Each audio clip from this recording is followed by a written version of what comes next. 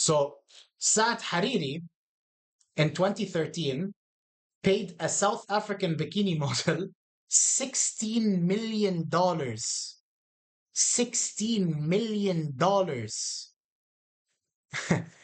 $16 million when he met her in the Seychelles. Married with children, by the way, of course. Saad Hariri is married and he has kids. Having shaped the boundaries of Lebanon, France left the region in the hands of the locals in 1942.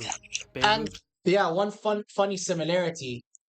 My default language is English. That's the language I was educated in. So it's the language that I have the highest vocabulary and can speak the most complex abstract concepts in. My Arabic is not so bad, but you know, I'm just better. I'm educated in English, so English is my go-to. Yeah, fun fact: we were colonized by France, Lebanon. That's why a lot of us speak French and use French in our day-to-day basis. Lebanese Arabic is actually not Arabic; it's Arabic and French mixed together. Instantly fell in a political crisis, with different factions competing for influence and control. By the mid-1970s, the power vacuum reached its tipping point. Disenfranchised minorities took up arms and plunged the country in total war. Christians, Muslims, Druze, and their respective denominations. And Lebanon, for those who don't know, Lebanon is about split 50-50 down the middle religiously. 50% Christians, 50% Muslims. Druze count as Muslims, but they don't consider themselves to be, nor do the Muslims consider them to be Muslims, but they are they're a loose sect of Islam, although they don't practice anything near what Islam is. They're a very secretive, tight-knit religion, more tight-knit than Judaism, actually. They don't accept converts whatsoever, and they only marry within each other. There's only there's only Jews in Lebanon, Syria, and Palestine, from what I understand. And within the Christians, the majority is Catholic. Within the Muslims, it's split 50-50 down the middle between Sunni and Shia. Nations fought against each other in one of the densest battle spaces in existence. The conflict was a struggle that would define a nation's destiny. Soon enough, secularists, communists, ethnic minorities, rogue militias, and outright warlords joined the fight in what would become one of the most confusing armed conflicts in the 20th century. Independent Lebanon emerged as a country with deep ties to its colonial heritage. The National Pact, which was an informal agreement that prearranged political positions to religious sects, gave Maronite Christians control over the presidency, while Sunni Muslims controlled the prime minister and Shia Muslims selected the Speaker of Parliament. Make the video a bit louder. Sorry. Simultaneously, the number of seats in Is this parliament better? were set at a ratio Is this 6 better? to 5 in favor of the Christians. Independent Lebanon emerged as a country with deep ties to its colonial heritage.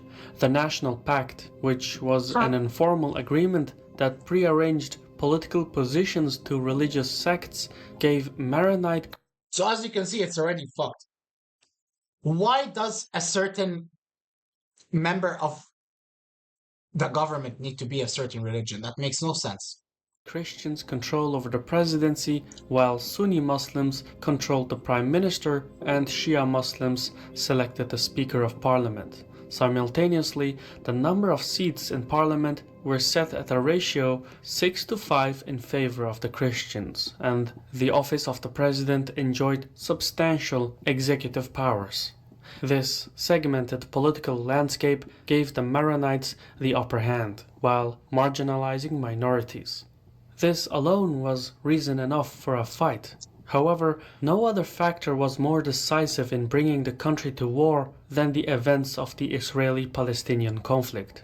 The hostilities of 1948 and 1967 forced thousands of Palestinian refugees to Lebanon, though many were unable to gain Lebanese citizenship.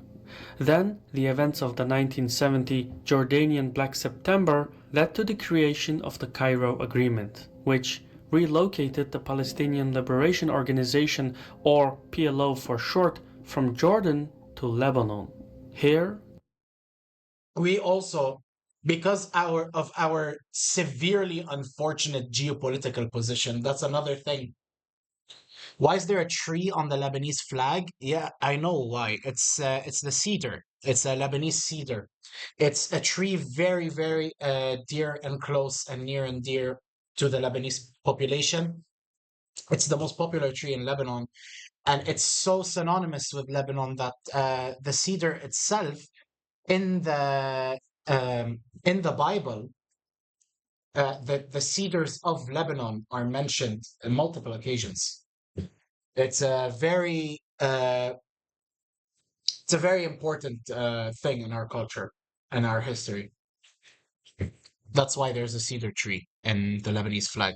So yeah, as I was saying, Lebanon, similarly to Poland, has an extremely unfortunate geopolitical position in the sense that, and we have it slightly worse, I would say, because we are too small to hold any power in any way, shape, or form. So we just end up being cut up by different countries and controlled by different countries. You have the main players in Lebanon are Iran on one side, and I think Russia as well. I'm not sure. I think it's Iran for sure. Iran controlling one side, and then Saudi Arabia and the United States controlling the other. So we're fucked. We have no control over anything, and we always get a fuck ton of refugees dumped into us from Syria and Palestine. I believe, if I'm not mistaken, if somebody can please correct me on this if I am mistaken, a good chunk of a good chunk of our um, population is refugees from Syria and Palestine. About almost half, if I'm not mistaken. I think it's less than half, but about something like that. And our population is about 5 to 8 million people. the PLO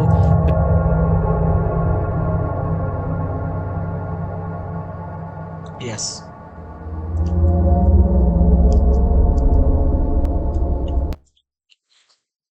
built a base of operations by working with Palestinian refugees residing there. Over time, the leader of the PLO, Yasser Arafat, used the new position in Lebanon to launch raids into North.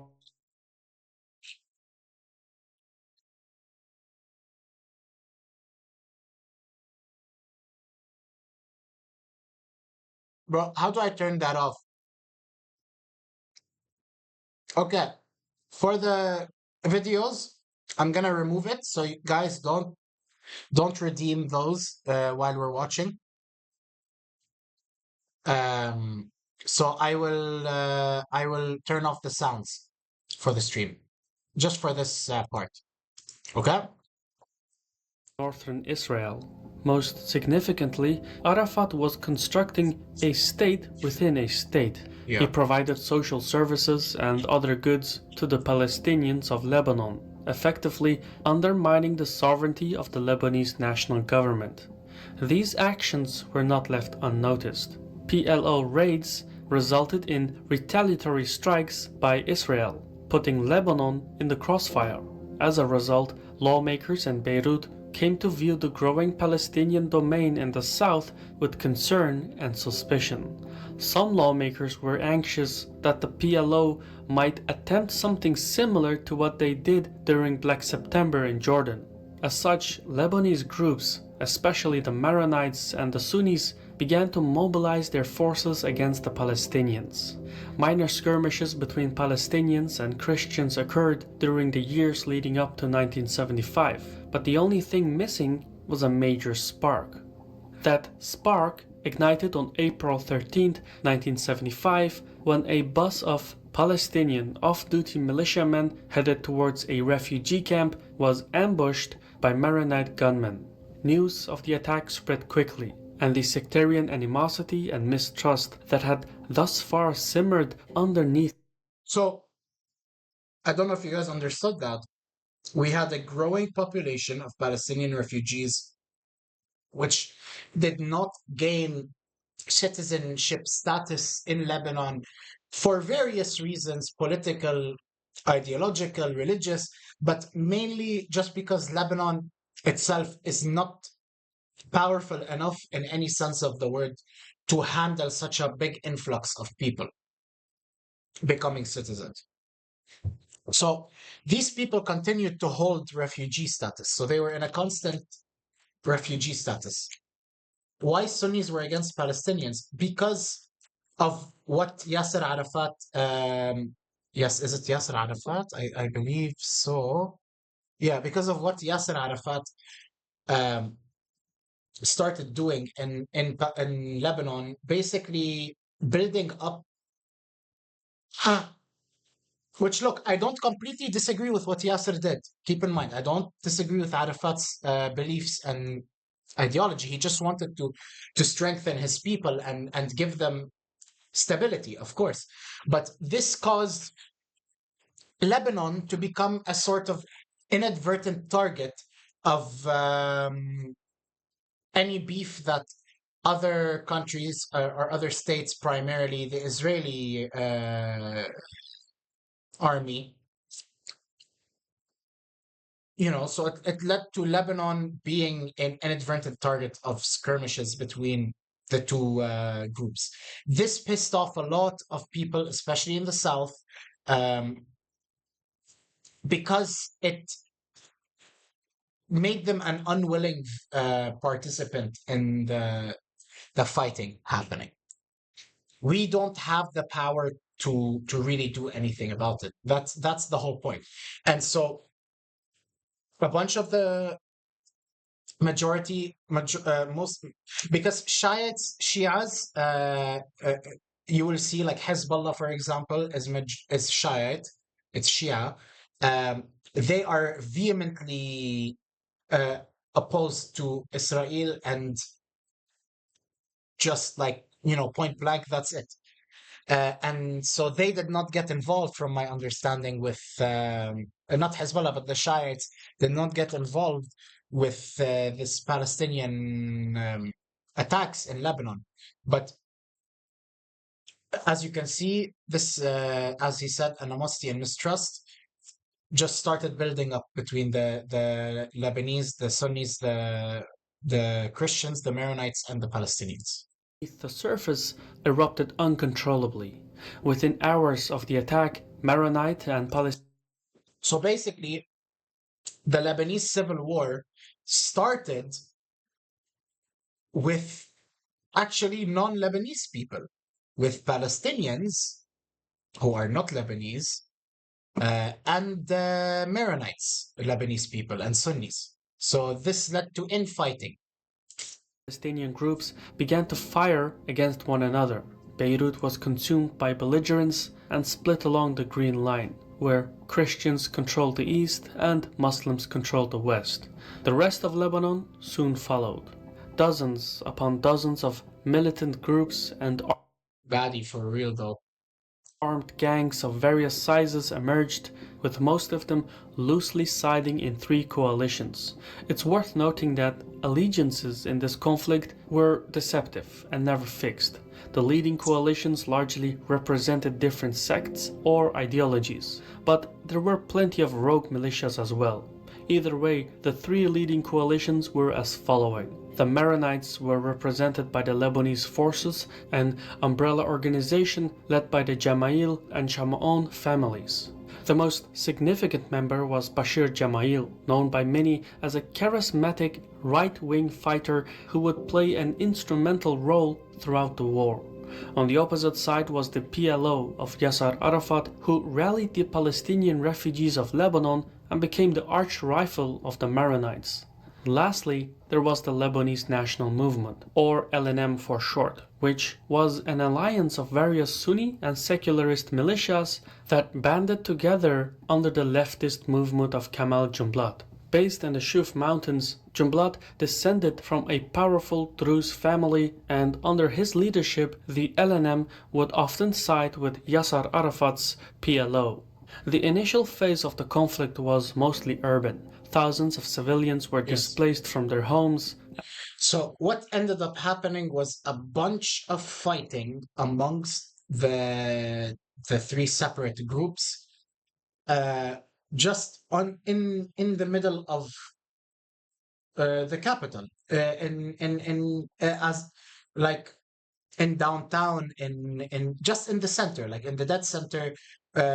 Until now, like when you walk around Lebanon, you can walk around and see some old buildings that have bullet holes in them, covered in bullet holes, because the fighting was just happening everywhere. As militant groups battled against each other for control over residential apartments and hotels. The battle was gruesome. Maronite forces laid siege to the Tel El Zatar Palestinian refugee camp, while both sides committed acts of violence in settlements like Damour and Karatina.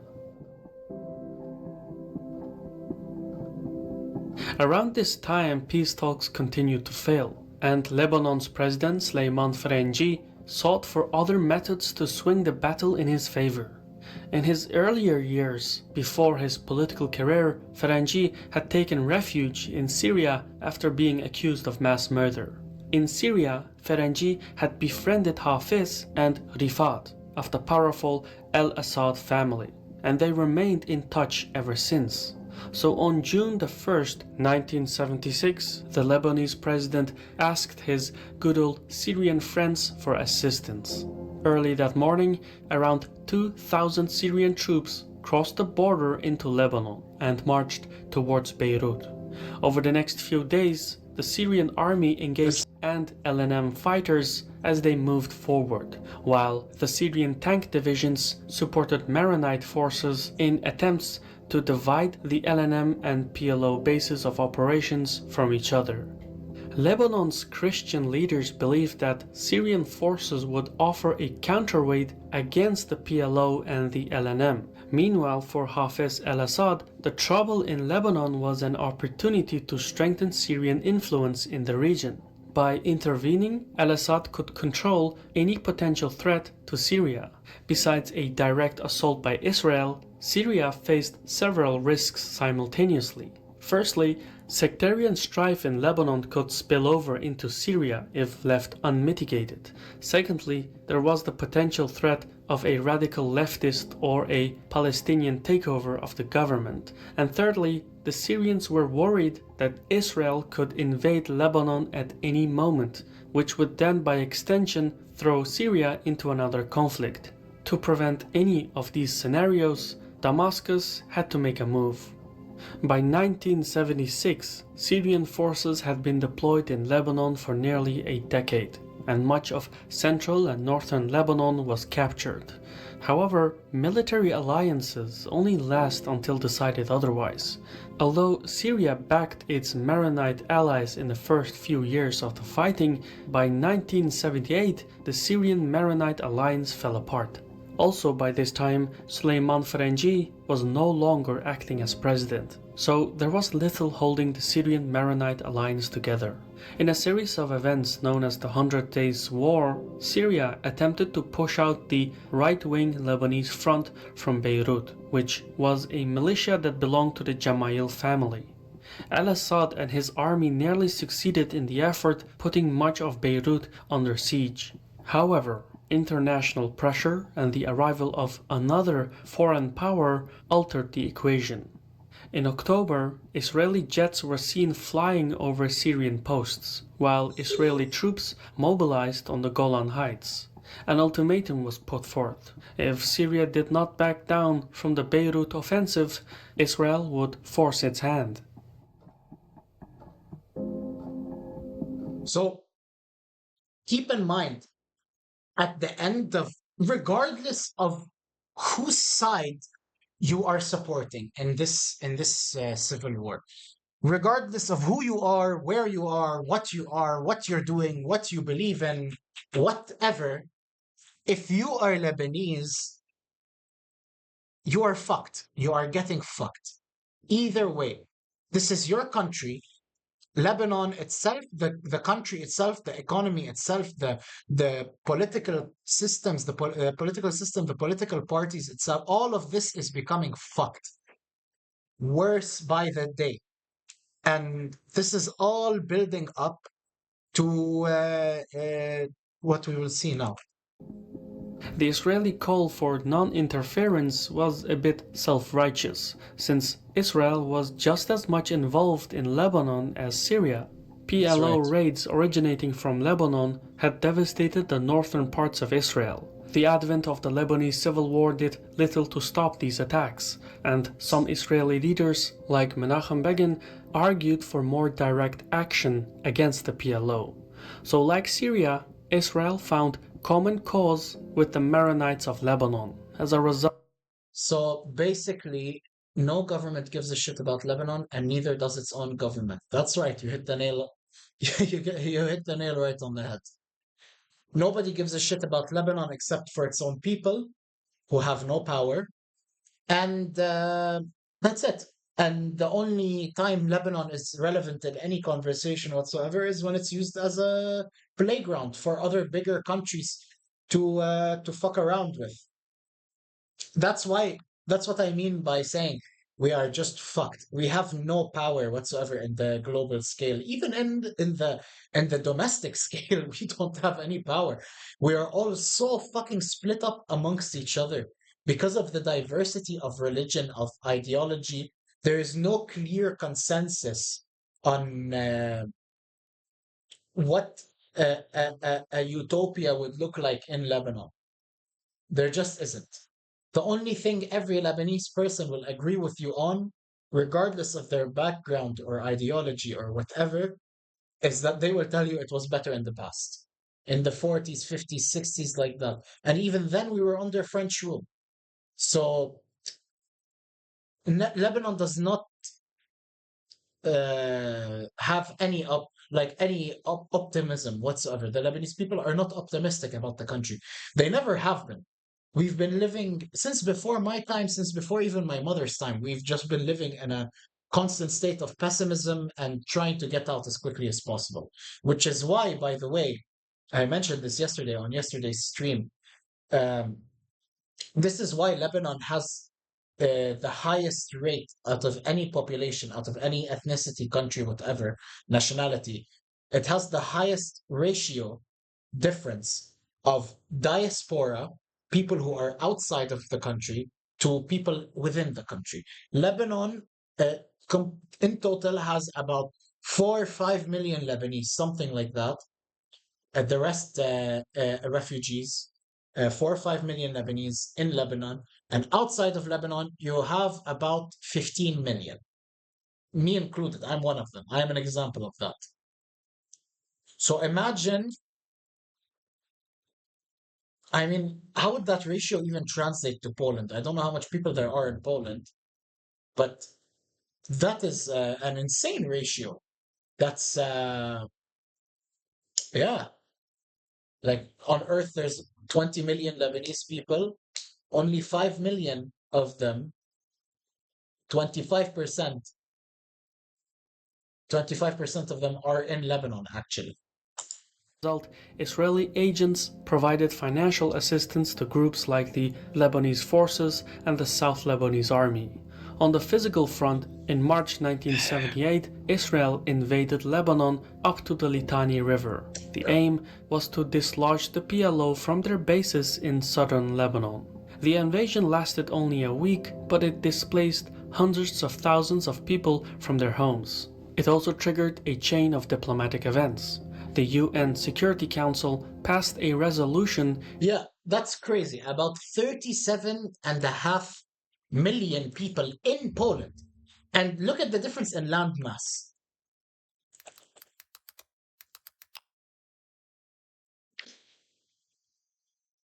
Okay. And then look at the difference in Lebanon.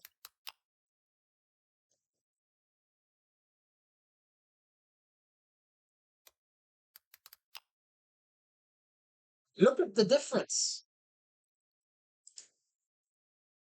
There is almost There is about 20 million Lebanese people on earth, almost nearly the population of Poland.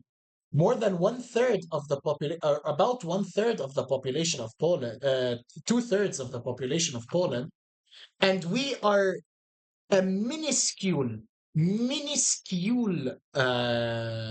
what's it called? Landmass compared to you guys in Poland. Isn't that crazy? 10,500 kilometers squared. That's what the size of maybe fucking like I don't know what you yeah 5.8 million in Lebanon.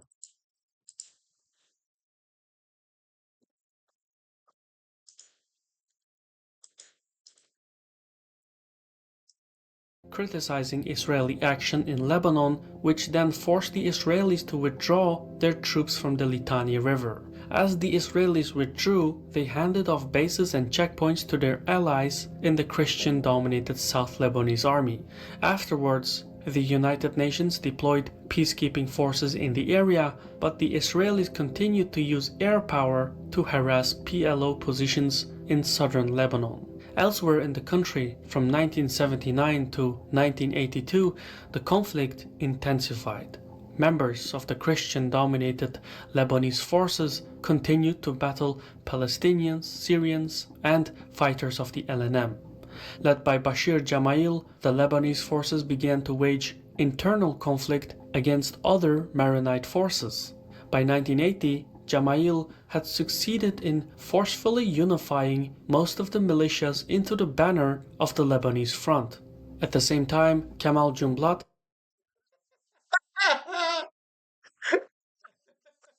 Lugansk voivodeship itself is literally it's twice the size of Lebanon.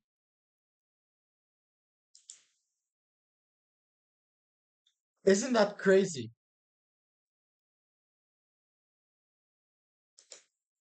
Lebanon to Poland comparison.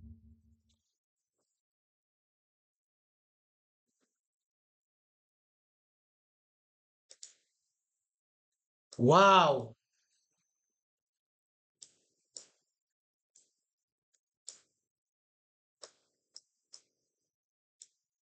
Wow.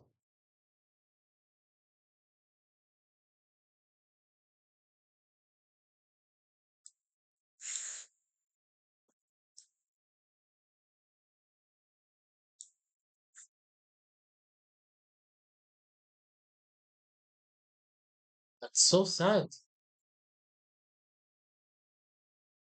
Even if all of us wanted to go home, we cannot. We quite literally cannot fit. I mean, what more do you need of evidence that we've just given up on we've gone through generations of giving up on our country. Finish. We made other places our home.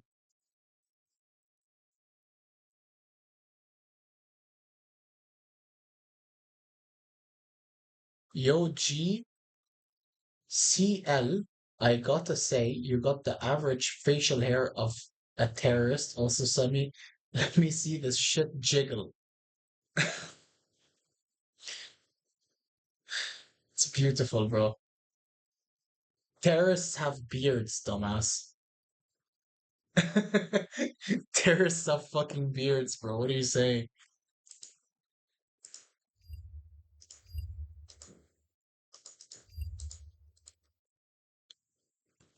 the leader of the LNM, was assassinated, which left his organization severely weakened. On the Palestinian front, meanwhile, some militias of the PLO were starting to show cracks, with anti-Arafat sentiment being fostered by Syrian agents. One such rogue PLO group was the Abu Nidal organization, which had a secular but anti-Western narrative and enjoyed some support from Saddam's Iraq. Yeah, just when you think you've got it all figured out, geopolitics throws another curveball. The group tried. Yeah, I heard this somewhere. um, I forgot where I heard this from, but uh, somebody said like if you claim to understand Lebanese politics, then whoever explained it to you wrong. Because even I don't get what's going on half the time. I just know the broad strokes of the history of what's going on, Tried and but failed to assassinate an Israeli diplomat on June 3, 1982. The daring attack enraged Israeli policymakers, and in response, Israel broke the terms of the UN resolution and invaded Lebanon once more. However, unlike the previous invasion, this time the Israelis deployed over 60,000 troops and hundreds of battle tanks. By June 14th, Israeli forces had occupied much of southern Lebanon and had laid siege to Beirut. The speed at which the Israelis advanced stunned the local militants, but none were more affected than Arafat. By the end of June 1982, Arafat recognized his defeat and relocated the PLO to Tunisia. The United Nations set up a new peacekeeping operation. This time, the contingents were a collection of European and American troops. With the PLO knocked out of the game and with Western peacekeepers at side, it seemed like the worst of the fight was over. Then, out of the blue, on September 14, 1982, a Syrian proxy group assassinated Bashir Gemayel. It threw the entire Christian Lebanese front into disarray and reinvigorated the civil war. Some rogue Maronite militias were so enraged that they massacred hundreds of Palestinian and Shia Lebanese civilians at the Sabra and Shatila refugee camps. It was a crime against humanity. Still worse, the massacre took place in plain sight of the Israeli military, and the fact that the Christian Lebanese forces were closely allied with the Israeli Defense Forces led many to view Israel as indirectly responsible for the massacre. At the backdrop of the Israeli invasion, the Syrian covert operations, the expulsion of in Poland we say Kościołek pano, panoramica. It's from Asterix and Obelix, means everything mixed together. In Poland, referring to alcohol, of course. the PLO, the power vacuum among the Christian Maronites, there was a new up-and-coming faction. For most of the Civil War, it had been building up its numbers, but its time had come. For decades, the Shia Muslim community of Lebanon had been economically and politically repressed, and throughout the Civil War, Shia militias were forced to align with either the PLO or with the pro-Syrian groups. But over time, the Shias grew to distance themselves from both organizations. A group of hardline Shia militants unified into a single organization called the Party of God, better known as Hezbollah. They enjoyed support from Iran, which at the time was merely experimenting with Shia proxy groups. Saddam's Iraq was doing a similar thing where they were trying to build up a proxy group by allying with the Maronite groups, though the effort was less successful than the Iranian endeavor. Hezbollah joined many others in attacking Israeli positions in southern Lebanon, but they came to fame in 1983 when its operatives attacked a US embassy and later bombed a barrack holding American and French troops. Hundreds were killed, and by 1984 the international peacekeeping forces were seeking for ways to exit the battle space. Pierdolnik. This is like Sernik, but with Pierdol instead. Because Lebanon is pretty much Pierdolnik. Hezbollah would stay on the offensive course, and many events would continue to occur in the latter half of the 1980s, especially the political intrigue between the Christian parties. But the overall pace of combat was slowing down. Peace talks were showing signs of progress, and eventually, in 1989, negotiations in Saudi Arabia resulted in the Taif Accords. Hostilities between the different militias. Taif agreement. This is basically this is the crescendo, the grand conclusion that just fucked the whole country. militias were to end, armed militias were to Sorry, demilitarize. this is the grand conclusion that ensured that the country would remain fucked. Political representation was slightly amended and free elections were to be held. Nearly every militia agreed to lay down their arms, but the hostilities did not cease. Syrian and Israeli forces remained present in Lebanon and Hezbollah refused to demilitarize. Interestingly, the decisive factor came in the 1990s when Saddam Hussein diverted resources for his invasion of Kuwait, which left a Maronite faction in Beirut led by Michel Aoun without allies. In turn, this enabled Hafez al-Assad to directly invade and occupy Lebanon, forcing Michel Aoun to flee the country. Later on, Aoun argued that the Syrians could not have invaded Lebanon had they not reached an agreement with the Americans. So, in exchange for Syrian support against Saddam's government in the Gulf War, the Americans convinced the Israelis not to attack the Syrians. See, for fuck's sake, how many nationalities?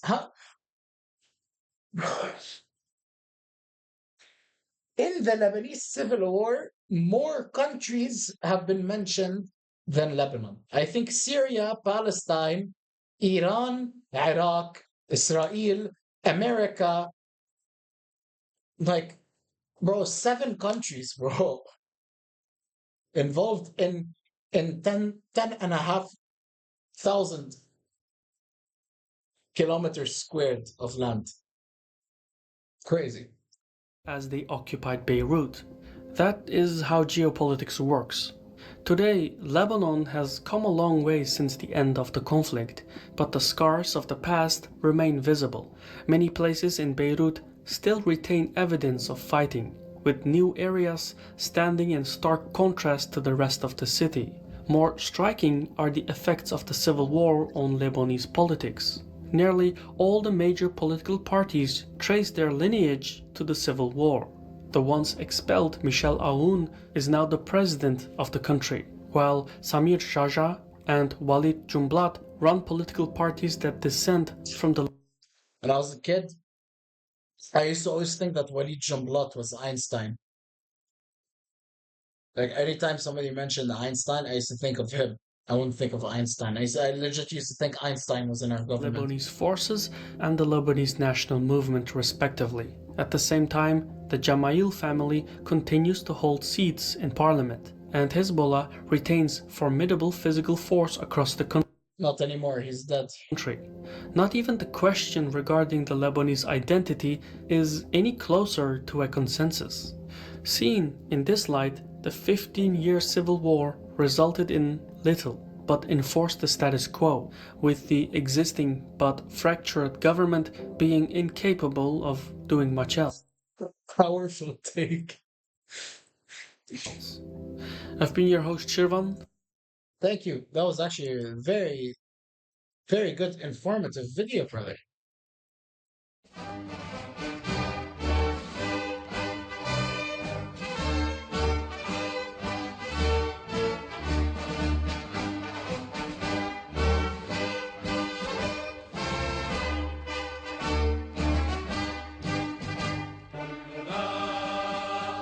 للوطن للعلا للعلم سيحيي الزمن سيفنا والقلم سهلنا والجبل ممد للرجال قولنا والعمل في سبيل المنام كلنا للوطن للعلا للعلم كلنا للوطن.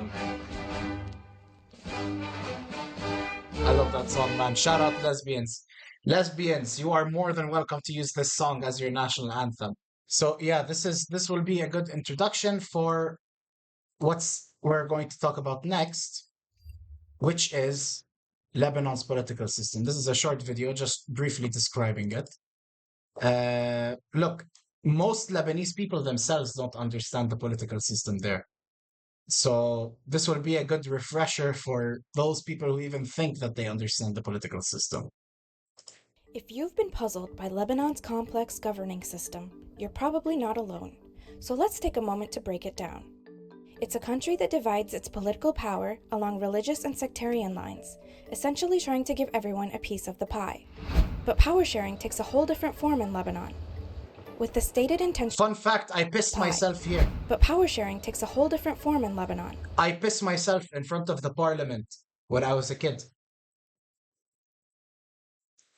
because it's in downtown and like right next to the parliament, there's like a lot of cafes and stuff like that where you can run around and play and go out with your family.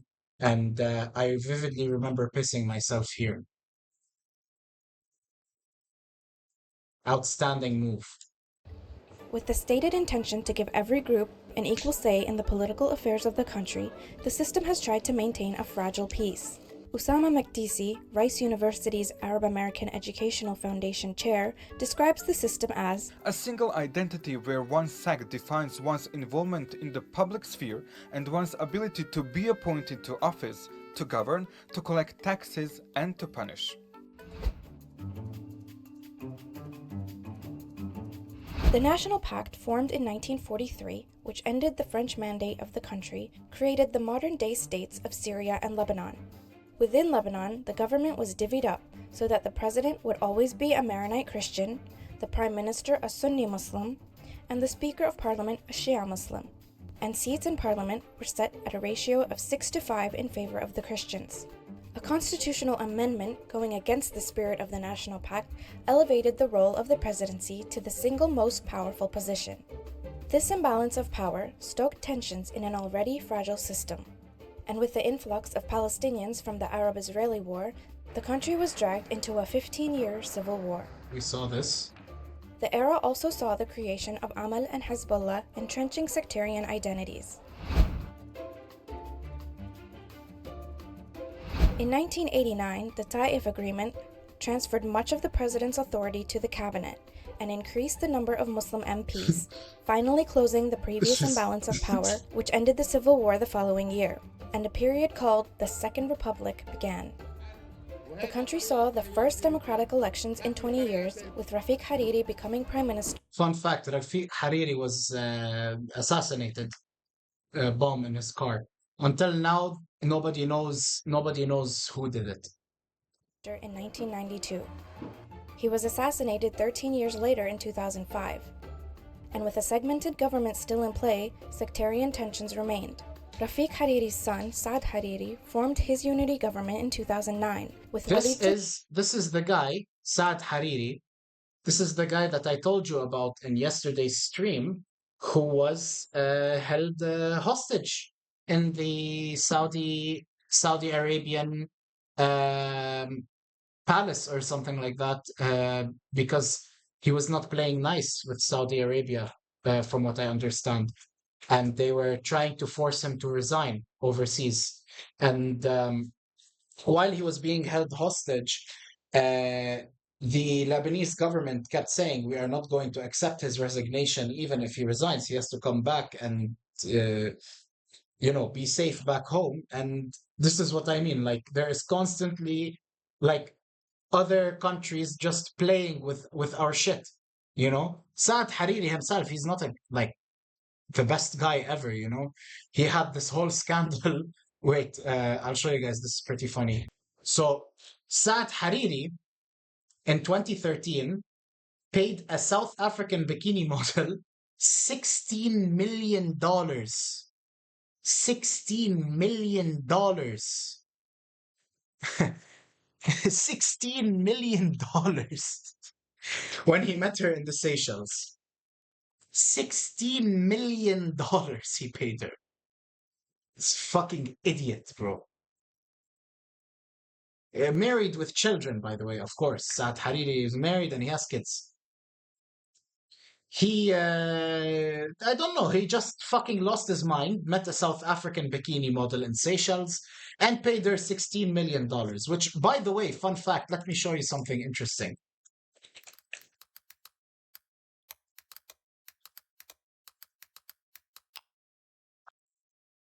So, Lebanon does not have 24 hours of electricity per day. We have not had it since I was a kid.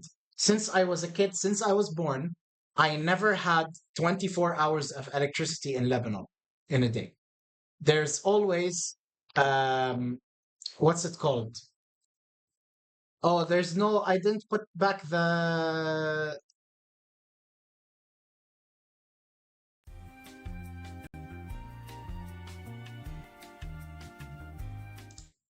I didn't put back the sound effects. But now the sound effects are back. You guys can add or no, we shouldn't use sound effects now. Yeah, he paid her $16 million just for existing. And Lebanon itself does not even have money to pay for its own fucking electricity. And this idiot, this is what I mean.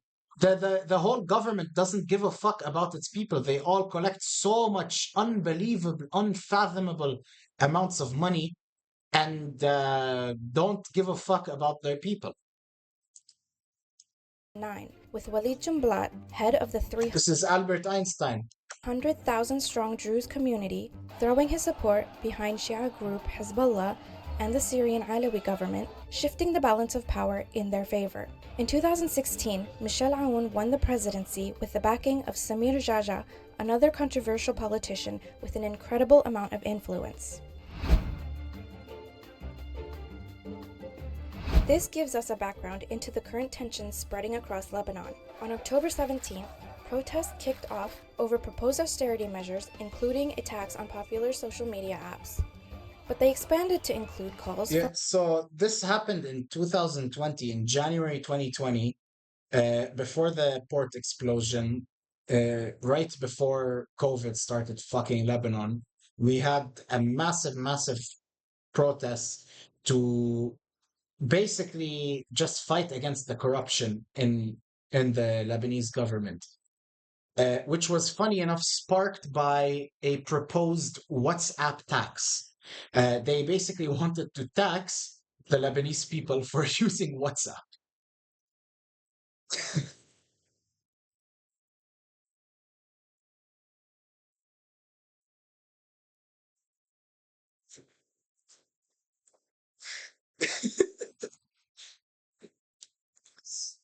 These motherfuckers, the same guys that are paying $16 million to South African models in the Seychelles, decided that it's a good idea to tax their people's money to use WhatsApp, which is the main form of communication, in Lebanon.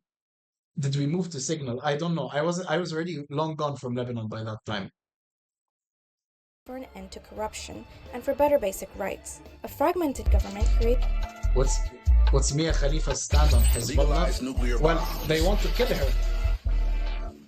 They want to kill her. They despise Mia Khalifa. It's an incapacitated system where virtually nothing can get accomplished, and the people say they're fed up with it. Despite the cabinet approving reforms and forming an anti-corruption panel, along with the resignation of Prime Minister Saad Hariri, the people still haven't been deterred. Hundreds of thousands of protesters have essentially put aside their differences to demand change, and are calling for an overhaul of the entire political system. So, will the people and the government be able to find common ground? No, they will not. They will not. They will not find common ground. There will be no common ground found in Lebanon. No common ground whatsoever. There is no such thing as common ground. There is no even ground, exactly. You need to have a ground to have common ground. We don't let us have Habibi, let us have electricity first, and then maybe there will be common ground. Yeah, what needs to happen is a revolution. That's what I was hoping was going to happen with these protests. So they went in front of the parliament and hung up these nooses, calling for all the major heads of all the parties of the government to come and hang themselves. They put cutouts of all the members of the government, which I think is fucking badass, honestly. They put Hezbollah there, sorry, Hassan Nasrallah, which was the leader of Hezbollah, up there. They put every politician that was the head of the relevant parties and said, you know what, fuck you, you guys need to go.